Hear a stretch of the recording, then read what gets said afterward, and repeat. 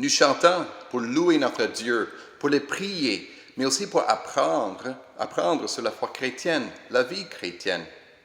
Dans cette série, nous apprenons sur les moyens de la grâce, les moyens par lesquels Dieu veut nous donner sa grâce, nous faire combler de sa grâce. Le moyen de la grâce, c'est la parole de Dieu, c'est la prière, la communion fraternelle et aussi des sacrements, le baptême et le repas du Seigneur que nous regardons ce matin. Les moyens de la grâce, c'est un peu comme la nourriture. On sait qu'on vit. Pour vivre, il faut l'énergie qui vient du soleil. L'énergie qui vient du soleil, mais pour avoir l'énergie du soleil pour vivre, il faut manger la nourriture qui pousse, le jus qui vient du soleil. Notre vie chrétienne dépend de la grâce de Dieu pour être sauvé, pour vivre la foi chrétienne. Mais il y a des moyens par lesquels Dieu nous donne sa grâce. Et ces moyens, c'est les paroles, les prières, la communion fraternelle et les sacrements, le repas du Seigneur. Et c'est bien de chanter des cantiques qui nous apprennent sur ces moyens. Comme ce matin, nous apprenons d'un cantique qui nous apprend sur le repas du Seigneur.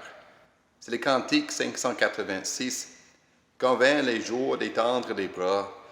Et c'est un cantique qui décrit le repas du Seigneur, la Sainte Seine. Le repas où nous prenons le pain et le vin qui signifie le corps, la vie de Jésus en nous. Considérons ce cantique, ça a été écrit par un monsieur Rimaud, Didier Rimaud.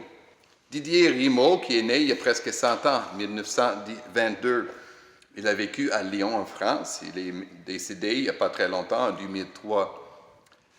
C'est un catholique, un prêtre jésuite à Lyon.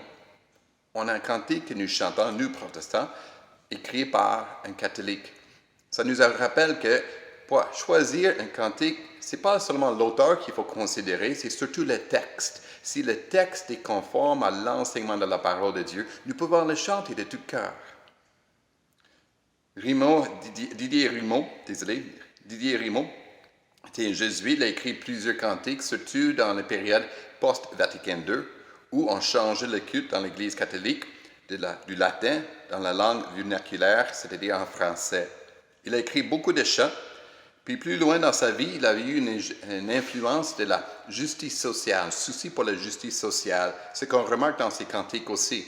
Nous les chantons, par exemple, la prière de Saint François d'Assise. Dieu fait de nous des ouvriers de paix. C'est en fait Rimaud qui a mis cette prière en chant. Le cantique qu'il nous donne, c'est un cantique qui parle du repas du Seigneur. Le repas du Seigneur, quand vient le jour où s'étendre les bras. On va considérer ce texte et apporter quelques réflexions sur ce qui est chanté, ce que nous chantons, ce que nous pouvons apprendre de ce cantique sur ce moyen de la grâce. Première strophe, ça nous rappelle la mort de Jésus-Christ, c'est ce qu'il fait pour nous. La mort de Jésus-Christ, nous chantons, quand vint le jour d'étendre les bras. D'étendre les bras, d'étendre les bras, et d'étendre les bras, parfois, c'est pour donner un câlin.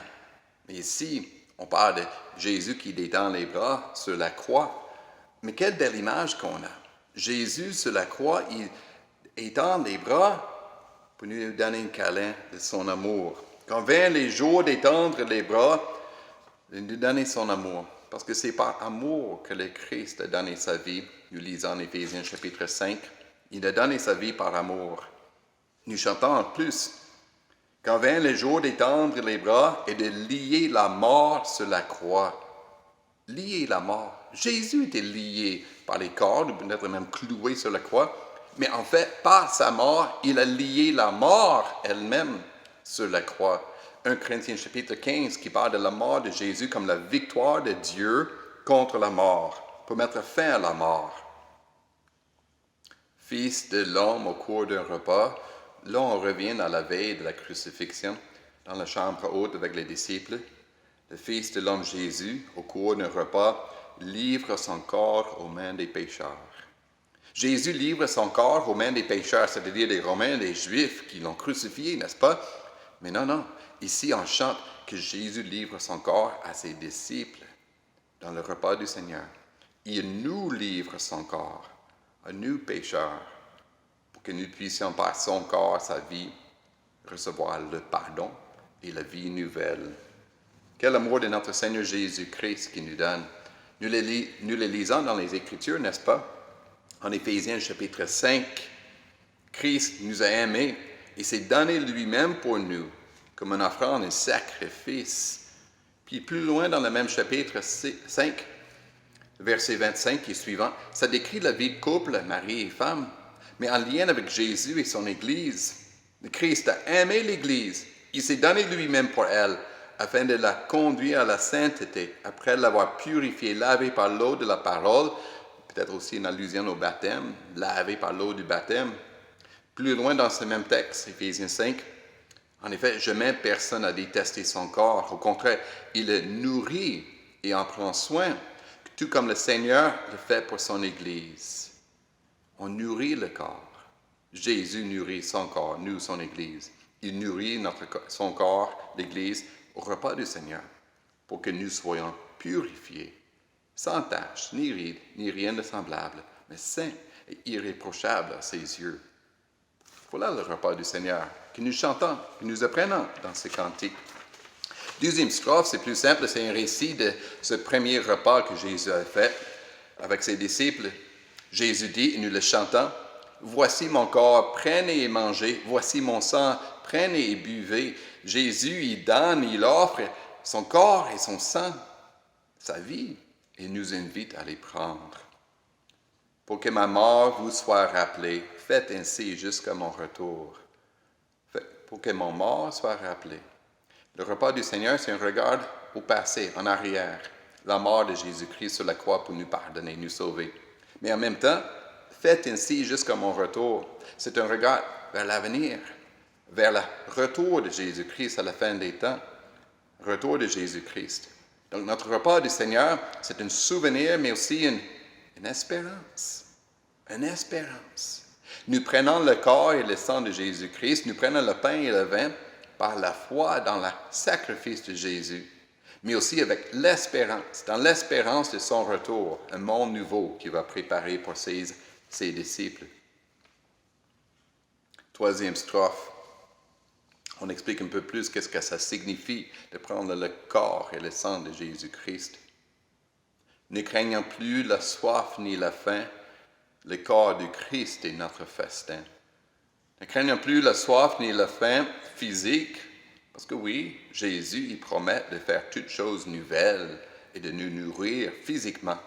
Mais surtout, ne plus craindre la soif et la faim spirituelle, d'avoir cette faiblesse face au mal, l'injustice, même le travail du diable, parce que nous avons la force qui nous vient de Jésus-Christ. Le corps du Christ, c'est notre festin. Un festin pour nourrir, même un repas joyeux pour nous nourrir dans la foi en Jésus-Christ, par la vie de Jésus-Christ. Écoutons ce que nous chantons ensuite. Quand nous prenons sa coupe en nos mains, elle a le goût du monde nouveau. Quand nous prenons la coupe, en passant, je remarque, c'est intéressant dans ce cantique écrit par un catholique qui parle de prendre le pain et le vin. Depuis le Vatican II, les catholiques ont le privilège de donner le pain et le vin. Quoique beaucoup d'églises, dans les messes, on ne donne que le pain, hostie. On ne donne pas le vin, c'est seulement le curé. Or, dans ces cantiques, on chante le fait de prendre le pain et le vin. C'est ce qu'on devrait faire, parce que c'était l'ordre, même l'invitation de Jésus-Christ. Nous prenons le pain et le vin. Alors, quand nous prenons sa coupe en nos mains, elle a le goût du monde nouveau. Nous prenons la coupe dans nos mains, et par ce geste, ça signifie aussi notre foi. Parce que la foi, qu'est-ce que c'est?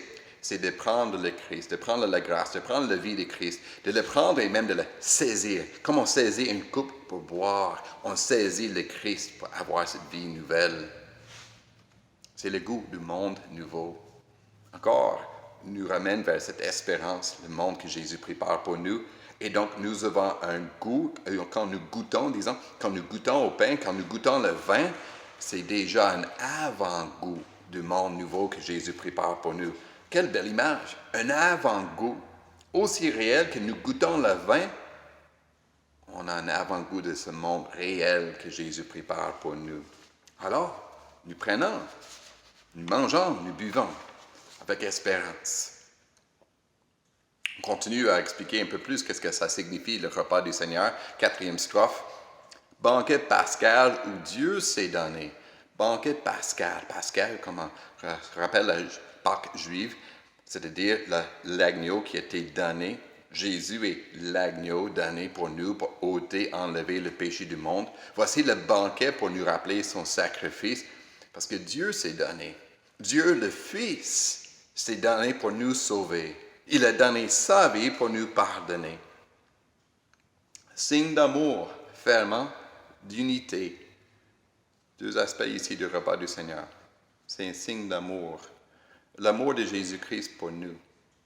Puis en même temps, un appel à nous, à aimer Dieu et aimer notre prochain, nos frères et sœurs dans la foi chrétienne. Signe d'amour, fervent, d'unité. Fervent, c'est-à-dire ce qui donne naissance, qui donne la vie. Et ici, c'est la vie de l'unité. On rappelle, quand nous sommes à la table du Seigneur, nous vivons en communion avec le Christ qui est au ciel, mais aussi en communion les uns avec les autres. Nous sommes unis à Jésus-Christ et nous sommes unis les uns aux autres, comme nous lisons en 1 Corinthiens chapitre 10, versets 16 et 17. Il y a un seul pain, parce que nous formons tous un seul corps. Nous sommes en communion, partagés, le même corps et vie de Jésus-Christ. Signe d'amour, fervent d'unité, où tous les hommes renouvelés trouvent les biens du règne à venir. Les hommes renouvelés, moi je comprends dans le sens que les hommes qui sont nés de nouveau, hommes et femmes, évidemment, hommes et femmes qui sont nés de nouveau, régénérés, ressuscités en Jésus-Christ, eux, ils trouvent les biens du règne à venir, le règne de Jésus. Encore, on parle de cette espérance du monde à venir. C'est ça dans le repas du Seigneur. On parle des biens spirituels. Comme dit l'apôtre Paul, Éphésiens chapitre 1, nous recevons en Jésus-Christ toutes les bénédictions spirituelles, tous les biens spirituels. C'est lesquels? Le pardon de tous nos péchés. Le pardon de tous nos péchés, la paix avec Dieu les uns avec les autres, la joie de cette vie nouvelle en Jésus-Christ, mais aussi l'amour pour Dieu les uns pour les autres, la justice qu'on cherche à vivre dans notre relation avec Dieu, mais aussi dans ce monde, de chercher la justice pour tous. Voici les bienfaits ainsi que d'autres que nous goûtons dans le repas du Seigneur. On arrive donc dans cette 5e strophe. Une 5e strophe qui nous rappelle que ce repas n'est pas simplement pour nous, pour notre bienfait, c'est d'abord pour louer et glorifier Dieu. La 5e strophe, c'est une doxologie, la louange qui est offerte à Dieu, Père, Fils et Saint-Esprit. Écoutez, par Jésus-Christ, grand prêtre parfait, on n'a pas d'autre prêtre. C'est Jésus, le grand prêtre, parfait, sans péché, lui qui intercède sans cesse pour nous. Grand prêtre pour nous, mais aussi dans l'Esprit Saint, d'où vient notre paix. On célèbre le Saint-Esprit, l'Esprit de paix qui nous unit les uns aux autres, qui produit en nous le fruit de la paix pour vivre réconciliés les uns avec les autres.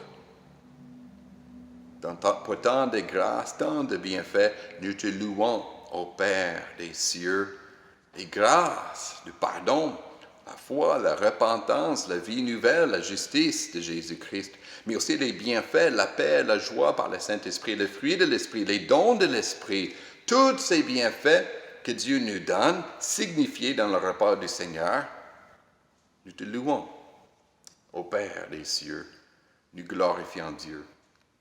Le repas du Seigneur, parfois on l'appelle l'Eucharistie. L'Eucharistie veut dire reconnaissance, gratitude. C'est un repas pour remercier Dieu, Père, Fils et Saint-Esprit. Remercier Dieu pour sa grâce qu'il nous donne avec tant de bonté. Et c'est justement ce qui nous attend aussi. Parce que le repas du Seigneur, c'est un véritable repas qui est un avant-goût, comme on a chanté, le festin de l'agneau. Et c'est un regard vers le monde nouveau, cette espérance d'un grand repas. Écoutons ce que nous lisons en Apocalypse chapitre 19. Alléluia! Le Seigneur notre Dieu Tout-Puissant a établi son règne, règne de justice, de paix et de pardon, d'amour, de joie même. Réjouissons-nous, soyons dans la joie et rendons-lui gloire, car voici venu le moment des noces de l'agneau, et son épouse est préparée par les œuvres justes des saints. Les noces, Jésus vient pour son Église, son épouse. Et alors cette béatitude, Heureux ceux qui sont invités au festin des noces de l'agneau. Heureux. Heureux sommes-nous, invités aux noces de l'agneau dans l'éternité. Heureux sommes-nous déjà d'avoir cet avant-goût des noces, des banquets des noces. Heureux que sommes-nous invités à la table du Seigneur. C'est encore la pandémie, n'est-ce pas? Le confinement, on n'est plus encore en assemblée les dimanches matins. Mais bientôt, oui, le gouvernement va nous donner la permission. Et nous allons nous réunir. Et nous allons nous réunir à la table de notre Seigneur. Et avoir cet avant-goût des festins, des noces de l'agneau avec son Église. Alors, attendez bien ces grands festins.